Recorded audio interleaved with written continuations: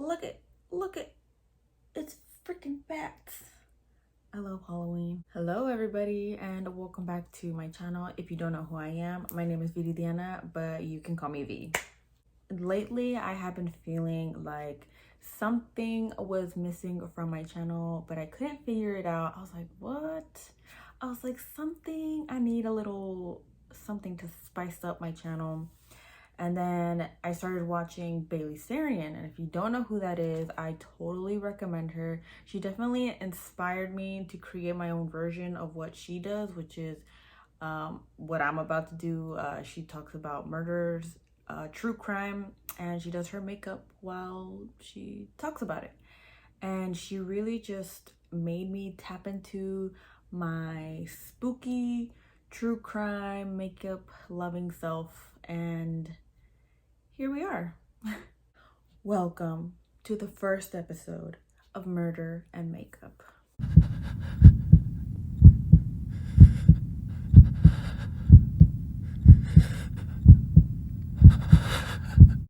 Got my spooky drink. If you guys are wondering what I'm drinking, it's just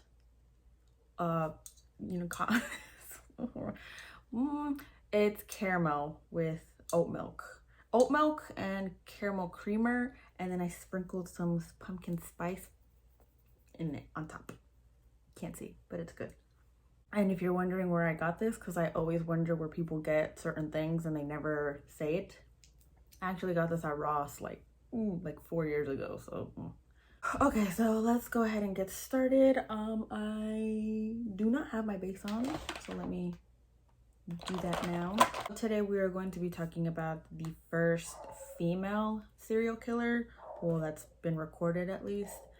A lot of the internet says that Lavinia Fisher was the first one, but I don't really think so, because when she was tried for theft and not murder.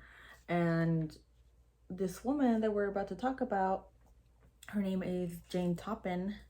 She actually confessed about murders, whereas Lavinia Fisher did not. And she wasn't even tried for murder. She was tried for theft. I don't know. It's just, I don't think Lavinia Fisher, I mean, who knows? The story first starts when she was born on March 31st, 1854.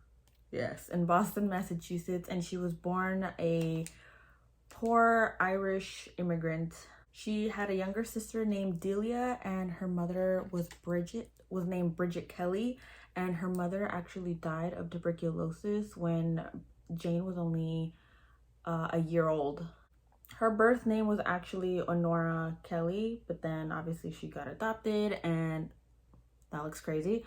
And her adopted family named her Jane, so that's where Jane comes from, but we're just gonna name her Jane because I feel like Honora would be a little bit too confusing as I'm trying to explain the story. Her father, Peter Kelly, was a tailor, and they said that he had actually gone crazy and that he had sewn his eyelids shut. And they said that he was so crazy that people actually named him Kelly the Crack, like crackpot. I thought it was just crack, but they were like, no, like crackpot.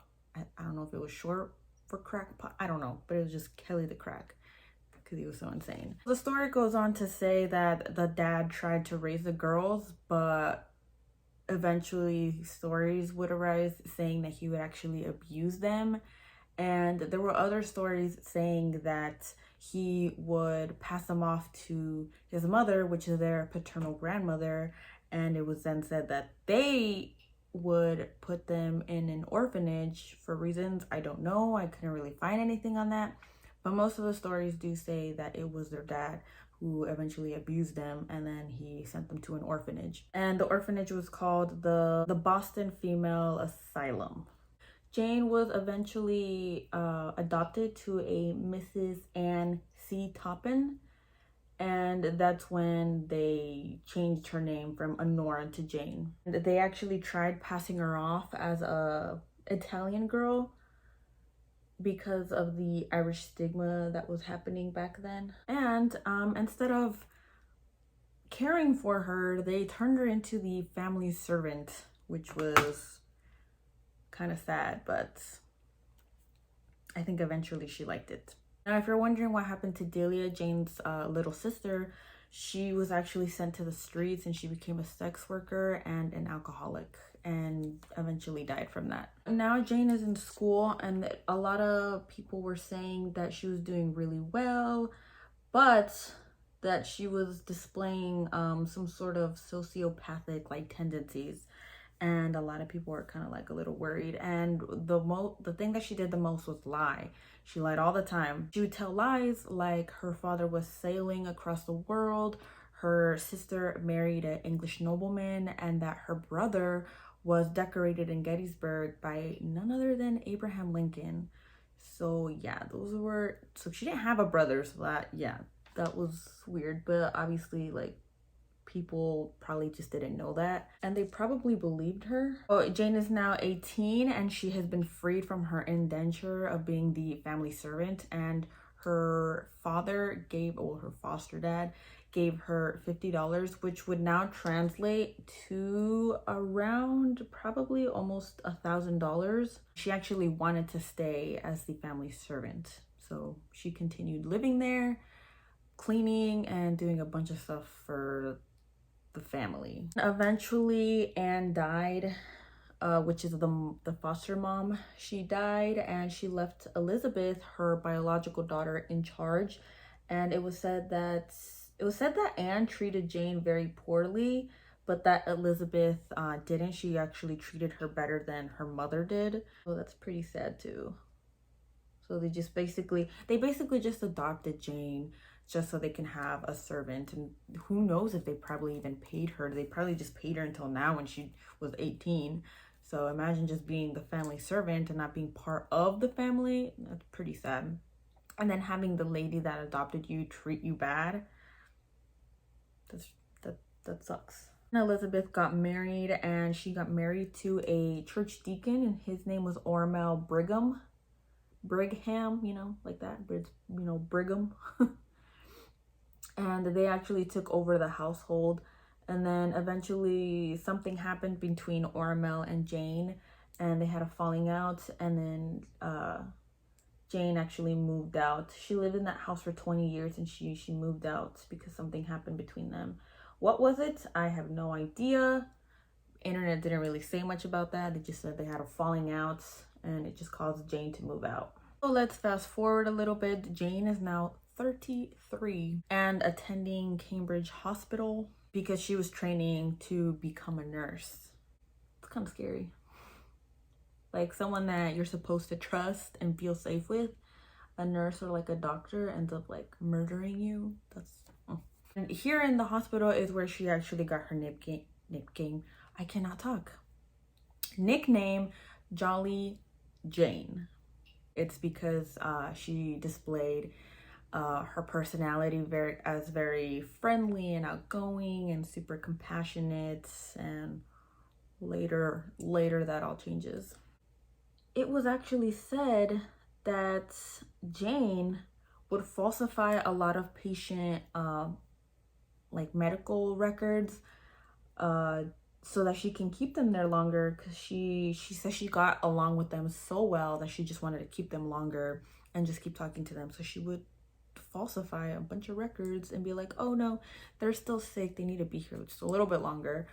And yeah, she just wanted to be with them the whole time. Her fellow students actually became to hate her because they said that she stole a lot. Oh, and here's where it actually starts to escalate a little bit. So Jane started having this obsession with corpses, and not only just corpses alone, but performing autopsies on them. They said that whenever an autopsy was being performed by a teacher, that she would be in the front row.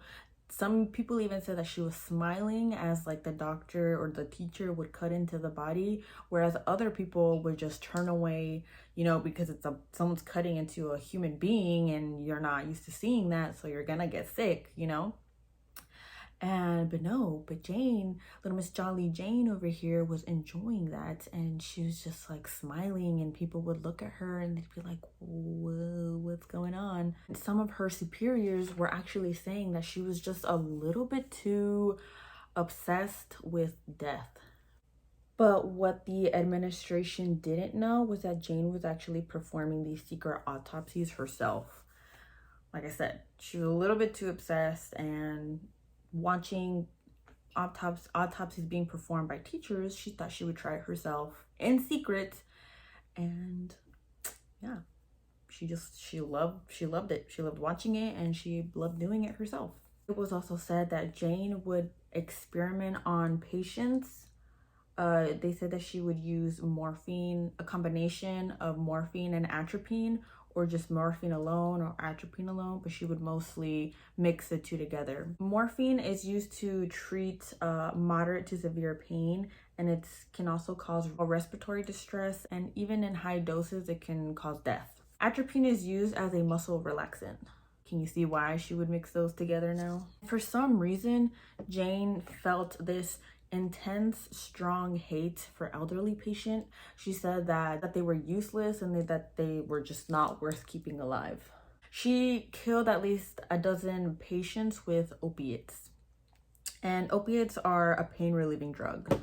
And she wanted to see how they would react, so she would up the dose sometimes just so she can watch them suffer. And then she would do this thing where she would poison patients with like different kinds of drugs, and she would poison them enough to where they were either really, really sick or they were on the brink of death, and she would miraculously heal them and basically just make them feel a lot better. And people didn't know how, and they said that she kind of got off on that. She now has a job at Massachusetts General Hospital, but then lost her job because she was recklessly giving out opiates to people, patients and non-patients.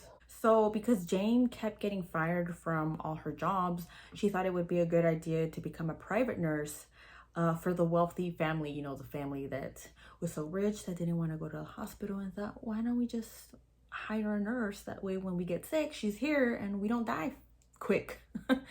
So yeah, she would work as a private nurse for wealthy families.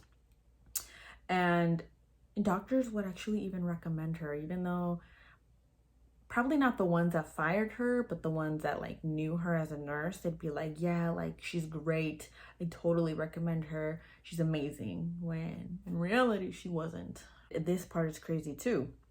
So for years, Jane, when she would go to a new family, a new wealthy family, she would actually kill the older people, obviously, and she would actually steal a lot of their belongings.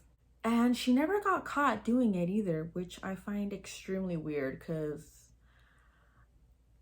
I don't know, like if it wouldn't be the kids or the grandkids, then who else would it be other than the nurse? But she probably acted so nice in front of them that they probably never even suspected her. That's probably why she got away with it a lot. And this is crazy too. She eventually killed doctors and nurses when she grew like too bored of them. Like when she was too bored to be around them, like they bored her, she'd be like, oh well, you're boring me, I'm just gonna kill you because you're too boring now, and I don't like boring people. It's also crazy to think that while she was murdering all these people, the other half thought she was just this amazing person. They thought she was just a hoot. They thought she was so compassionate. They thought she was so friendly. They thought she was just amazing. They loved her. Little did they know. When Jane was outside of work, she loved to drink. And turning her friends against each other. Like she always wanted them to fight. I don't know why, but she loved that. And she loved telling like dirty, inappropriate jokes like all the time. Oh, and she occasionally liked to climb into patients' beds and murder them. And when she would do that, it gave her a sexual thrill. Now let's go ahead and talk about some of the victims Jane had murdered. Jane became friends with her landlord and his wife, and eventually she started murdering them one by one because she said that they were growing too old and feeble and fussy, and she did not like that at all. So she thought she would just kill them. In 1889, a 70-year-old woman named Mary McClear went to Cambridge, and she eventually got sick, and her doctor actually recommended Jane to stay with her and take care of her. Jane then poisoned Mary McClear.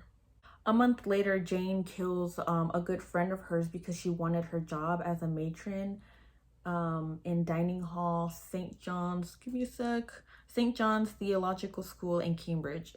I wanted to make sure I said that right. And yeah, she got the job. And if you're wondering how she murdered her, she killed her with strychnine. Strychnine is a colorless white powder. Well, it's solid in room temperature, but you can crush it into a powder, and you can obviously put it in anything. But it's said to give off a bitter taste. And she used that to poison her, and that is mostly used to kill rodents. When Jane got the job, a lot of people would complain that she was actually stealing once again, but not just like little things, she would be stealing money. So, well, I mean, that job didn't last very long. Now, Elizabeth is her foster sister. She now has put a target on Elizabeth's back. Elizabeth had actually gone to Jane telling her that she was feeling very depressed, that she was struggling with depression, and Jane thought it would be a good idea to take her on a picnic to the beach. And the picnic included cold corned beef, taffy, and mineral water that she had laced with strychnine. As Elizabeth is gasping for air because she's dying from the strychnine poisoning, Jane is holding onto her. She's looking down and she's smiling. And she said, and I quote, "I held her in my arms and watched with delight as she gasped her life out." Now that is some crazy stuff. She was just killing everybody from left to right. It's crazy. After that incident, Jane tried to seduce Elizabeth's husband. If you remember, his name is Ormel, but it just did not work. She slowly crawled her way back into the house where Ormel and Elizabeth lived, and she murdered his housekeeper. Her name was Edna Bannister. She was 77 years old, and she thought she would take over as his housekeeper and show him her crazy cool housekeeping skills. And I don't know about you, but I would love to know what those housekeeping skills were. You know, like, what did she do? She would think it would make him fall in love with her. I don't know. Of course, Ormel made it very clear to Jane that he did not want anything to do with her in that sense, like no relationship of any type. And he eventually tried to tell her to get out, even though he didn't want her as the housekeeper. She's like, no, like, get out of my house. I don't want you here. But Jane had planned this whole thing that if she poisoned Ormel and nursed him back to life, that he would somehow magically just fall in love with her because she brought him back from the brink of death. Obviously that did not work, and she was very upset about it, but Ormel was more upset. And Jane thought it was another good idea to threaten Ormel, telling him that she would expose him of him impregnating her, and that was not true at all. So that got him even more mad, and he was like, nope, I'm done with you. Get out of my house. Like, get out. Oh, now that mess is over, she's finally out of the house. He finally got rid of her. Jane actually tried to commit suicide with morphine, but she failed horribly, and she was then hospitalized. In 1901, a man named Alden Davis rented a cottage out to Jane, but she wasn't keeping up with the rent. So his wife, Maddie, went to Cambridge to collect the money that she had owed them. She killed Maddie with the combination of morphine and atropine. And then Jane thought it was a good idea to creep into Alden's house and be his caretaker because, of course, they were old. So She thought, oh, I'll be his caretaker and, you know, do the job from the inside. After she killed Alden, she decided to go for his two daughters, his two grown married daughters, named Minnie Gibbs and Geraldine Gordon. Jane had murdered this entire healthy family just, you know, out of the blue, just because she didn't want to pay rent. And the father-in-law of Minnie Gibbs thought this was just totally weird. He was just like, how does this happen? How does an entire family that's completely healthy just drop dead? So he thought he would do some investigation. Obviously, he thought, you know, there was some sort of foul play in this, and he went to a judge to get an order for Minnie's body to be exhumed, and so that a toxicologist could perform some tests to figure out what exactly killed Minnie Gibbs. And I'm gonna give you guys a little bit to guess what it was. If you guessed morphine and atropine, you are correct. Yeah, she was poisoned by morphine and atropine. Police then arrested Jane, and obviously the father-in-law thought it was Jane because she was the only one that was, yeah, close to the Davis family, because, you know, she rented out their cottage and she killed Maddie, and then she moved in with Alden. She moved in with Alden, so of course, you know, there you go. So the police arrested her on October 29th, 1901 in Amherst. She then went on trial in the summer of 1902. Oh my God, look how red my forehead is. She confessed to her lawyer that she killed 31 people, but later it was confirmed that it was actually only 12. Even though she said 31, but they could only confirm the 12. And some people even say that she killed even up to 100 people. Of course, that being nurses, doctors, elderly patients, and younger people. Friends too. So that's a lot. She said that when she would kill her patients, that she would like to climb into their beds and watch them basically just convulse and eventually just die. She was then immediately scheduled for a second trial in Barnstable County Courthouse, where the trial took 8 hours, and eventually in 27 minutes later, the jury found her not guilty by reason of insanity. She was sentenced to life. She was then sent to the state hospital in Taunton, and they said that while she was there, she did not want to eat, that she thought it was poisoned, the irony in that, and she stayed in the asylum until she died. She died in that hospital on August 17th, 1938 at the age of 84. And, you know, when her death happened, there was a resurgence in the newspaper about how this murderous nurse, killed all these people, and they were claiming that she was the first female serial killer. Some attendants that were attending to Jane while she was in the hospital said that she would call them in and she would smile at them and say, and I quote, "Get some morphine, dearie. We'll go out in the ward and you and I will have a lot of fun seeing them die."